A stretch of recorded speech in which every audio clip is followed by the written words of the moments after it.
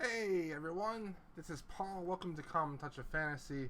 Today is Tuesday, that means it is SFF Release Day. This is the new releases for July 26th, 2016. Once again, I put 06 on the thing. Oh well.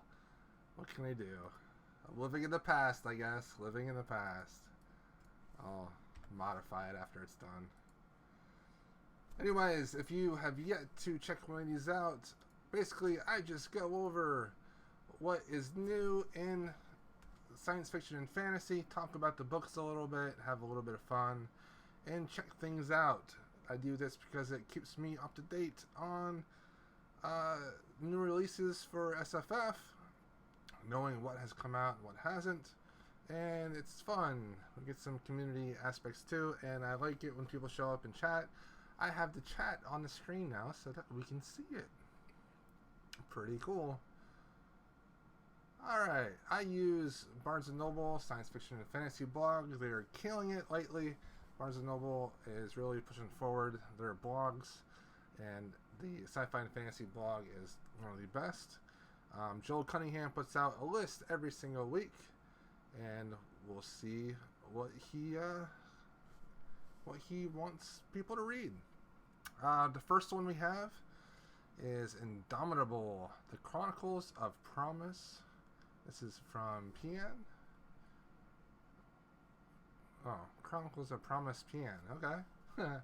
By W.C. Bowers. The second book in Bowers' complex, character-driven story of interplanetary war finds Lieutenant Promise PN, captain of Victory Company, recuperating on Earth and suffering serious PTSD after surviving the events of Unbreakable.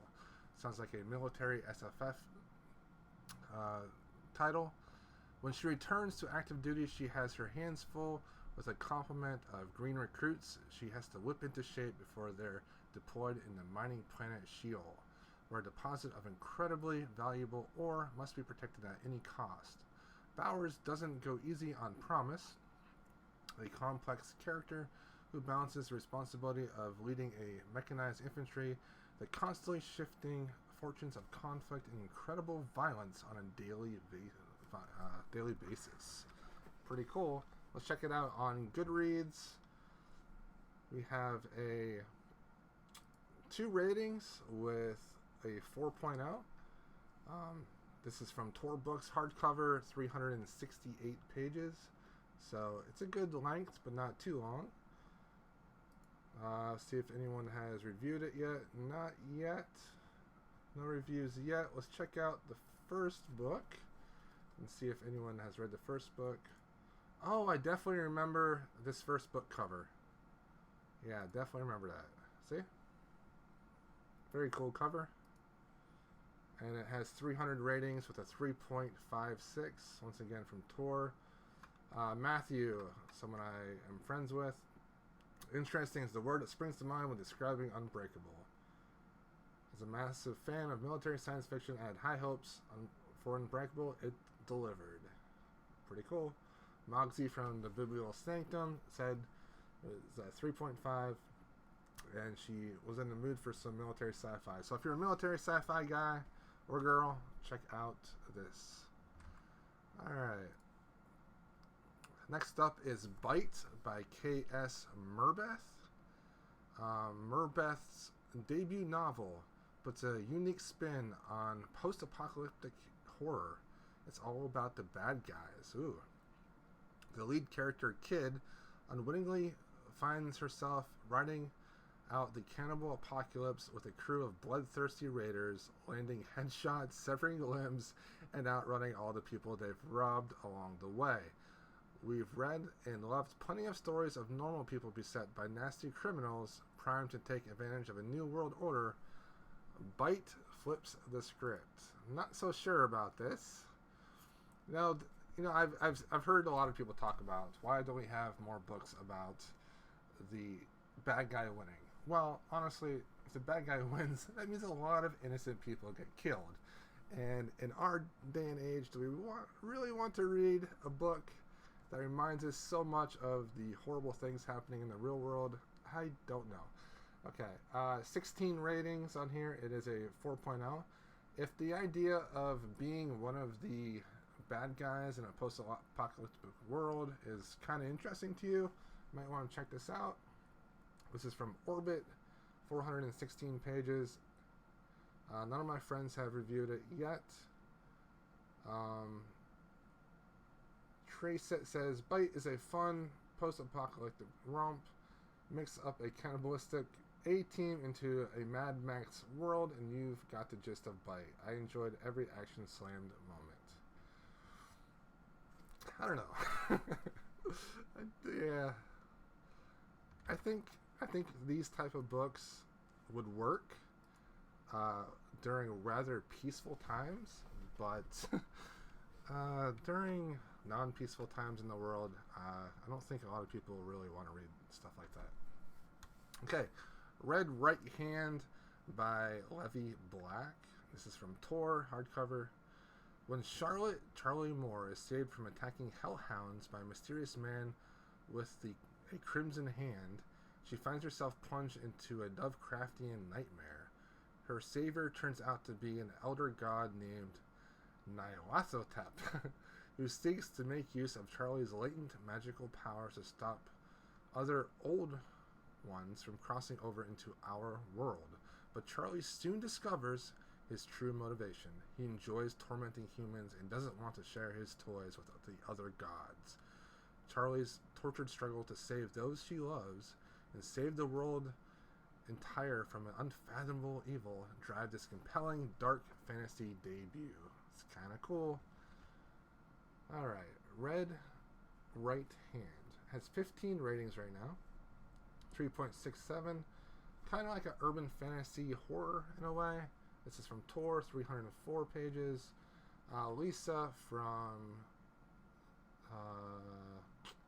Tenacious Reader is currently reading it, so I'll have to check out her review when she finishes it. Mogsy from the Biblio Sanctum gave it a 3.5. Definitely some H.P. Lovecraft type feels. Dark fantasy, a little bit of horror. It is disturbing. Let's see what she says at the end here. I think whether or not you'll enjoy this book will depend on your taste for horror. The nature of the horror elements in Red Right Hand are rather more intense and in your face as opposed to cold and creeping psychological dread. So, from what I get, it's pretty bloody, probably. Probably gory. And a little bit crazy. Yeah, so that is Red Right Hand by Levi Black. Supernova, the sequel to Lightless by C.A. Higgins. Del Rey hardcover. The second book in Higgins' science-minded space opera trilogy is as dense and thought-provoking as last year's Lightless, which is truly saying something. Constance, the woman who led a rebellion that bombed Earth in order to destroy the totalitarian system, must now deal with the aftermath. Well, alright. From challenges to her leadership to the chaos of a power vacuum in the wake of a violent act.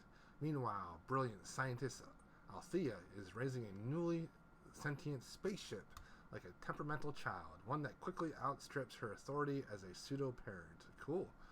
Higgins blends hard sci-fi with a morally gray story about people dealing with the unexpected consequences of revolutionary acts and a realistic portrayal of an entire solar system struggling to adapt to the new status quo. Any serious fan of a subgenre owes this series due consideration. I actually won Supernova and Lightless from Pat's blog. Let me pull that up real quick so I can talk about that real quick. From Pat's Fantasy Hot List. fantasyhotlist.blogspot.ca. He does a ton of giveaways, and I just won Lightless and Supernova, so I'm pretty excited about that. Anyways, Supernova. 24 ratings so far with a 3.62. Science fiction, of course. This is from, what was it, Orbit? No, Del Rey. And we got a GIF. No one that I know has read it yet. So yeah, let's check out the first book real quick and see who has read Lightless. 911 ratings, 3.44. Not the best reviewed book. But we have very mixed people from mixed bag from people I follow. A 4 from Tudor, an unusual science fiction novel that begins like a space opera but continues as a murder mystery using only 6 characters in a very small setting in the form of a not so big space vessel. Pretty cool. Bookworm Blues, Sarah gave it a 4. Althea Ann only gave it a 2. It's definitely, it sounds like something that you either like or you don't like. I want to give it a try because I think that I might be one of the ones that likes it. Okay, moving on, we have Four Roads Cross. This is the 5th book in the Craft Sequence series. And guys, these books look amazing on the shelf. They're rather thin, smaller hardbacks, and they just line up beautifully. I have 3 of them, and I want to get the last 2 as well. I have not read any of them, but I think I'll like them. Four Roads Cross by Max Gladstone. There are great and numerous praises to be sung about the novels of Max Gladstone's craft sequence, intricate works of imagination, slung across an expansive world that turns necromancers into lawyers and transforms unsexy matters like zoning disputes and corporate tax incentives into edge-of-your-seat fantasy plot points. Very cool. But more than anything, the series does justice by its female characters, allowing them to be people, flawed, feisty, dynamic, and distinct. Alright, at this moment, we're going to go ahead and watch a small clip of the amazing Rachel Calinati on her channel. And she read 3 of these books so far, and she wraps up the 3rd book beautifully and talks about the series quite well. And so we're going to listen to her talk about this book here. Fourth and final thing that I finished this week was Max Gladstone's Full Fathom 5. This is the 3rd book in his craft sequence, which part of the back of this describes it as a fantasy legal thriller, and I think that's a very apt description for this series. The magic systems seem to be very much based on law and contracts. It's very interesting. It's also kind of like alternative magical history of our world. This book is set in the alternate version of Hawaii. It also has a transgender main character, and all of the primary characters are women, which That's just awesome. solidifies what I'm saying about the series just being magnificently diverse and done in a really great way that is not in your face. It's just very matter of fact. This is how the world is, not a big deal. We're just gonna mention that the main character is transgender. It's gonna come up a few times, and it's like, it just is. And I'm like, yes, thank you. The story of this is that Kai... Very cool. And she goes into talking about the plot of the 3rd book. Thank you so much, Rachel, for letting me use that clip. The link to her channel is in the description box. If that doesn't sell the book, I don't know what will. It's this series, I think, is something that a lot of people would love, but it's not being read enough. And I think that it's highly underrated. Really is. So let's check out the Goodreads. This new one has 15 ratings with a 4.13. This is from Tor once again, 416 pages. None of the people I follow has read it yet. The people are pretty happy about it. This person here is very happy because Tara and Abelard are back into the story, which are characters that everyone really likes. So yeah, that is Four Roads Cross by Max Gladstone. Awesome world building. Check it out. Great characters. Moving on. Urban Allies. 10 brand new collaborative stories by Joseph Nazis. Pretty cool. Urban fantasy fans won't be able to resist this new anthology, which collects 10 stories by 20 best-selling authors. 10 stories by... How can you collect 10 stories by 20 authors? Pairing 2 fan-favorite characters from Desperate series. Okay. Oh, I guess they're writing it together. Think Verity from Shane McGuire's Encrypted series, meeting Elena from Kelly Armstrong's Otherworld novels. Author pairings include Charlene Harris and Elder Duell writing them. Okay. And Christopher Golden, Carrie Vaughn, and Diana Rowland, and Stephen Blackmore, and our own Jeff Sommers, a regular contributor to the BNN SFF Sci-Fi Fantasy blog. So this is a urban fantasy anthology. Alright, right now it has 4 ratings with a 4.75. This is from Harper Voyager. Paperback, 410 pages. Pretty cool. You know, Charlene Harris, Jonathan Mayberry, Kelly Armstrong, Derry Carrera, C.E. Murphy, and more. Pretty cool. I like the idea. I like that there's an anthology of urban fantasy as well. So if you're I tried to say urban fantasy in one word, urban fantasy fan, check that out. Alright, moving on. We have A Natural History of Hell by Jeffrey Ford. I've been hearing a lot about this one. Jeffrey Ford is probably writing your dreams. It's the best way to describe his surreal style, which frequently relies on an internal structure and logic to convey images that teeter between odd fantasy and unsettling horror, or remaining impossibly grounded in a tangible reality. A Natural History of Hell goes to some odd places with genre-bending stories about artists trapped on a rocket ship, imaginary serial murderers, and God being torn apart by an angry mob, but it leaves plenty of room for beauty, however dark. Wow. I think this sounds interesting. I think this can definitely find a user base, a fan base. This is from Small Beer Press. It's relatively short. It's paperback, 256 pages. Short story horror goodness. None of my friends have read it.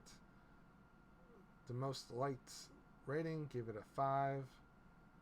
Every story is great, but my favorites are Word Doll, Rocket Ship to Hell, The Last Triangle, and especially The Prelate's Commission. He really enjoyed it. A lot of people enjoyed it. 4.11, 19 ratings. If you like horror and you like short stories, this might be something to check out. Alright, moving on. Wasteland King by Lilith St. Crow. This is from Orbit, paperback. This is probably a series. The third and concluding book of St. Crow's Gallow and Ragged series, set in a world where the Fae inhabit greasy spoons, junkyards, and dive bars. Opens on a world in chaos as the events of the prior 2 books have set a calamity into motion.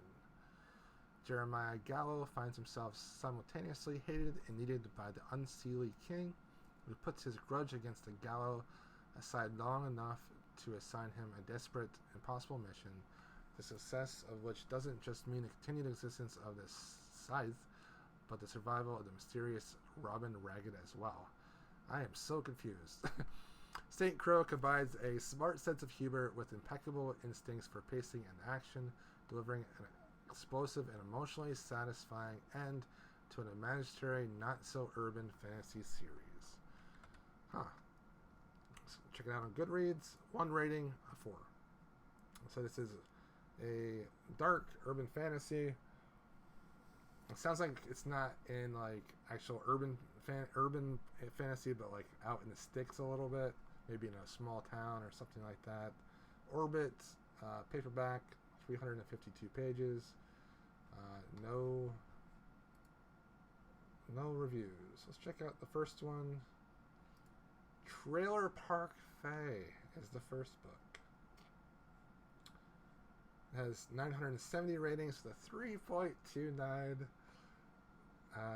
Mogsy from the Biblial Sanctum gave it a 2.5.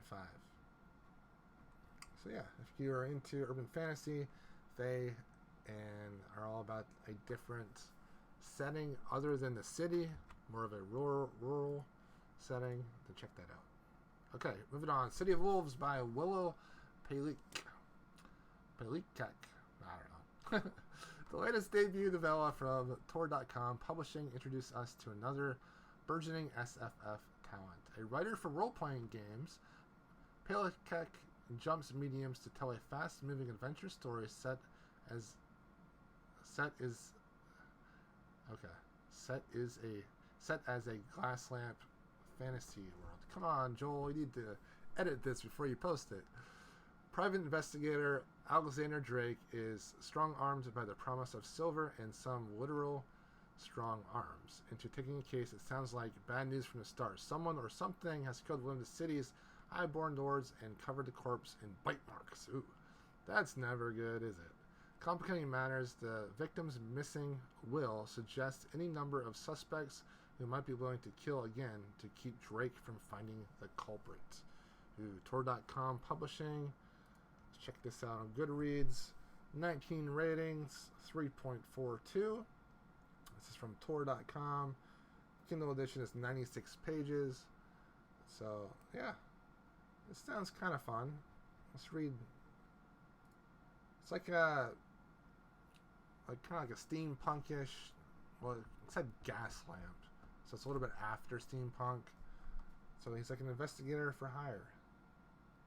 Kind of reminds me a lot of like the Sherlock Holmes movies a little bit. Yeah. Okay.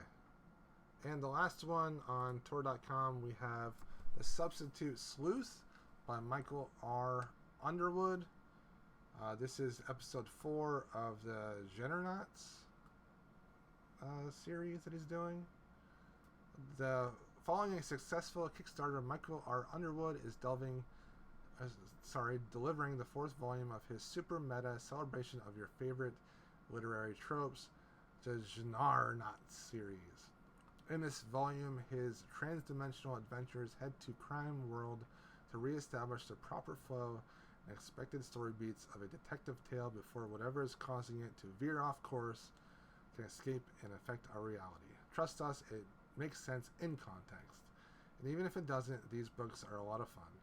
We've got 2 more to look forward to before the end of the year. The season finale is a properly expansive 2-part take on epic fantasy. So it's the Generonauts. Cool. So he kind of takes a different genre each time he writes one of these little novellas. Let's check it out on Goodreads. Has 3 ratings of 4.67.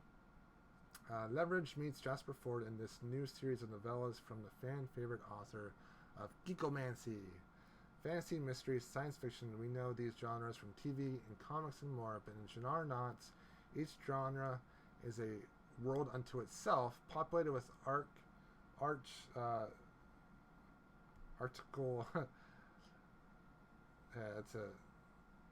think it's supposed to be archetypical characters and filled with tropes we all know and love. So each book, each universe is a different genre, and all the tropes from those genres are in that world to make kind of a interesting and fun story.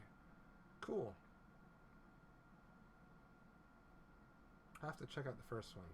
Has anyone read this one that I know? From the Irresponsible Reader, Hobart gave it a 5. He really liked it. It's getting some great reviews so far. Let's check out the first one. The Shooter Solution.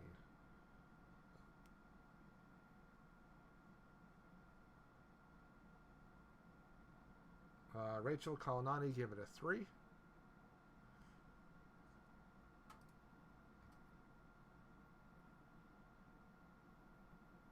Archetypal. I guess that's an actual word. She used it too. This first story was a Western. So the first one's kind of a Western. So yeah. The highest liked review is a 4.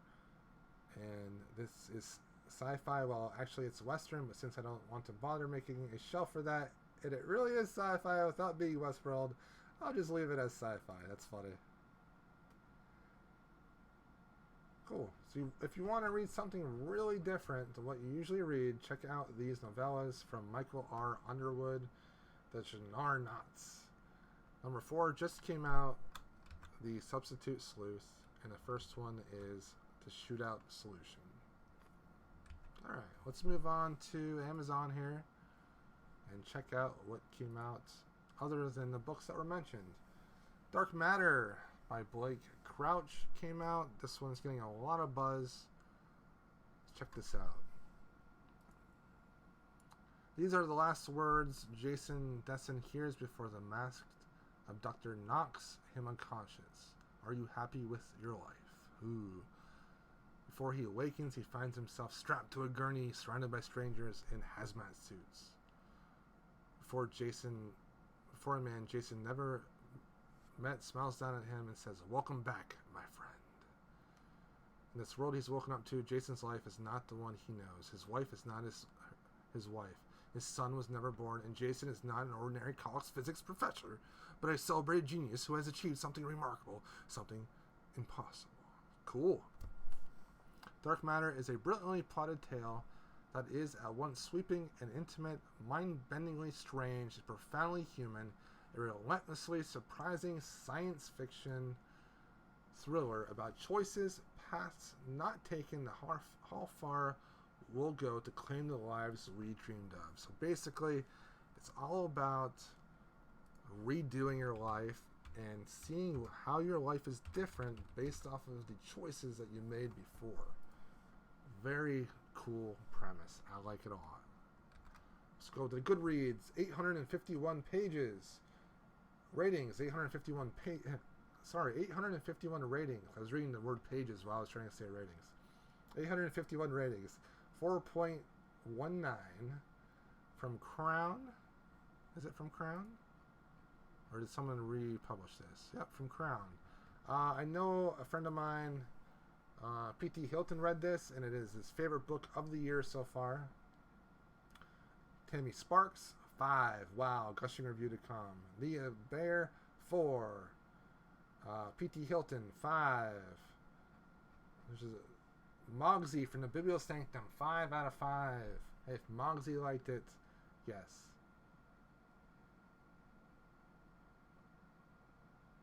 Okay, so this is the guy that wrote Wayward Pines, Blake Crouch.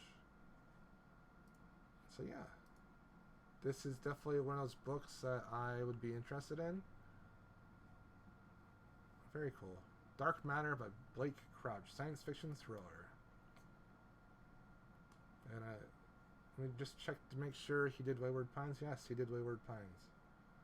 So he's written a lot of books. Alright, so Dark Matter.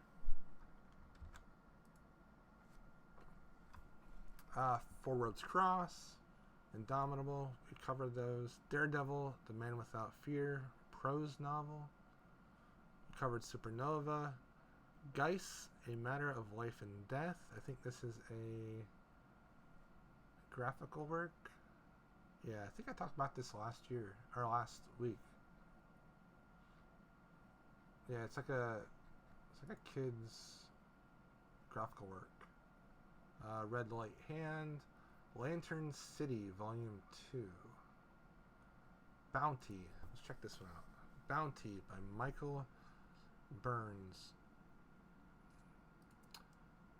When a notorious Wall Street vulture is executed in his high-rise office by a sniper's bullet, it's the kill shot heard around the world. Welcome to bountyforjustice.com, a rogue website for vigilante assassins where outraged citizens bid up bounties on corporate crooks and corporate elites. What? It's crazy. It's like and it says a self-styled Robin Hood.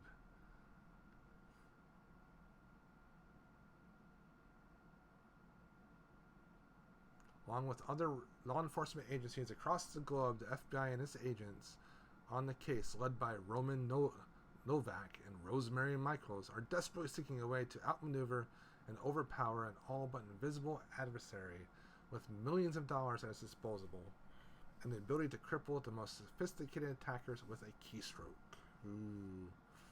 They must stop. Bountyforjustice.com. You know, I laugh, but I probably would really like this book. Michael Burns. Bounty. Let's check it out on Goodreads. Has 14 ratings at 4.21 from Ballantine Books. Not bad. A friend of mine is currently reading it. Got an arc. Due out in July. This one gave it a 5. Fast-paced, well-plotted thriller centering on an FBI agent leading a worldwide investigation on a terrifying website. Gotta watch out for justice for bounty. I kind of like it. The Long Cosmos, the Long Earth series. Is this the last book?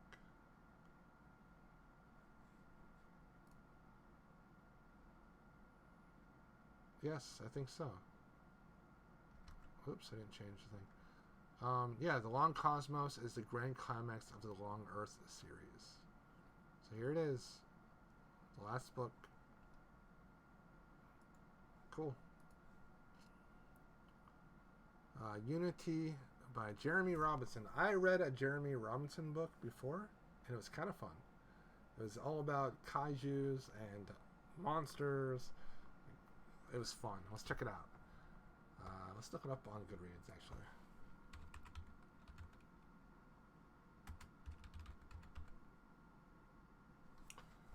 Yeah, I read a Jeremy Robinson book. I read, I don't know what, I forget the name of it. I read it last year. It was a lot of fun.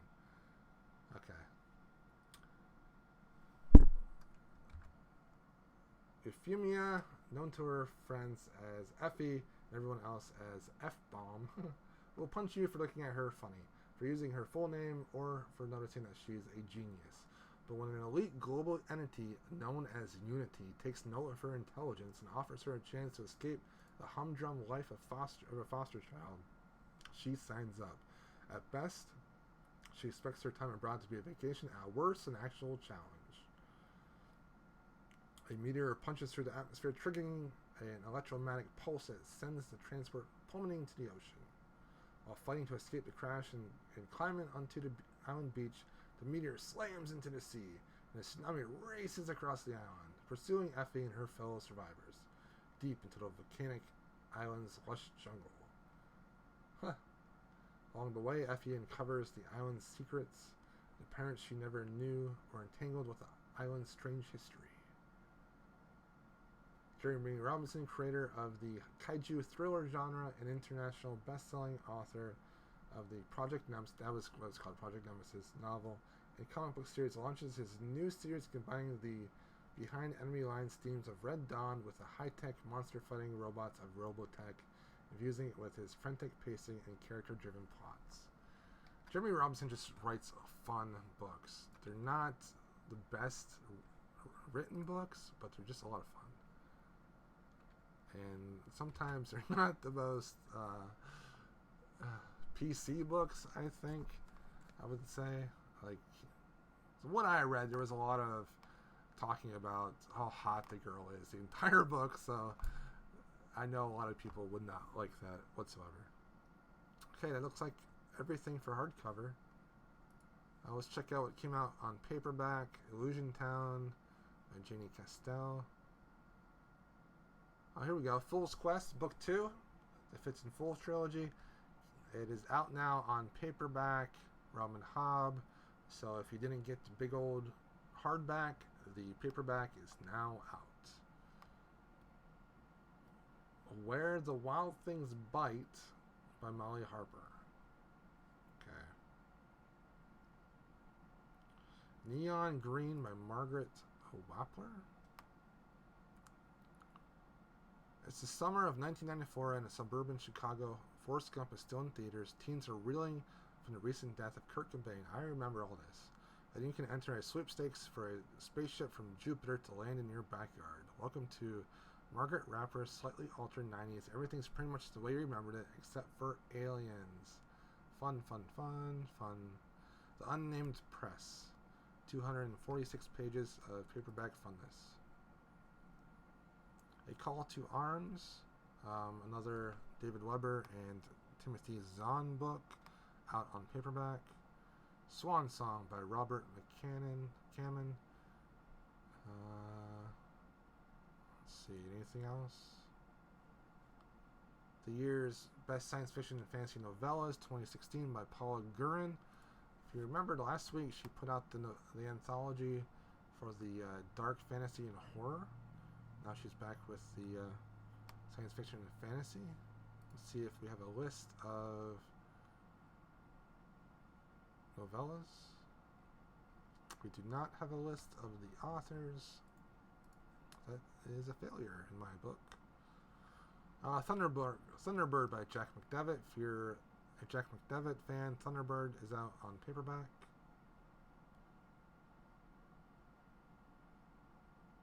That's about it.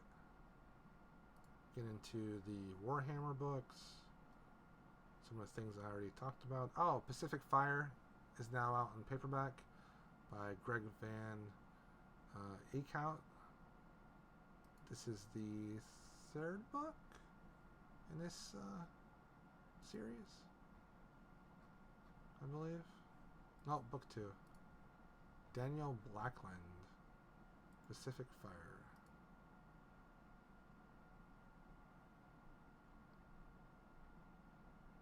Alright, that looks about it. Oh, Rob Bofford, 0G. He has a booktube channel now, and he raps his reviews. Look for Rob Bofford. He does amazing raps, and he's a writer. Really cool. Don't want to miss anything. What is this? Apocalypse Now by Charlie Human. I think I heard about this.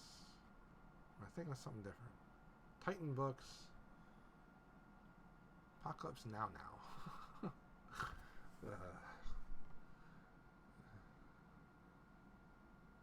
I can't get over the name. Why? Alright,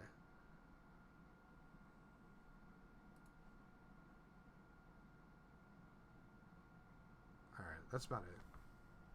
Alright guys, thanks for watching. This has been another SFF New Release video. I'm going to try to get more people involved with this, try to get people watching, interacting with me, and just a bunch of different stuff, trying to put these things together a little bit sooner so I'm not rushed about it, and maybe even throw up like reviews of booktubers that have already read the books that we're talking about, things like that, and see where it goes from there. I really want to kind of just develop this entire series, this and the comic book thing, and develop the stuff I'm doing into a more produced, more serious thing, just to have more fun about doing it, and try to just work on my live talking, because I need help on that, and just get better at it. So thank you for watching. Hope you guys have a great week. Hope there was something on there that you liked. Me personally, I need to read those Max Gladstone books, because those books sound amazing. Thanks for watching. Have a good day.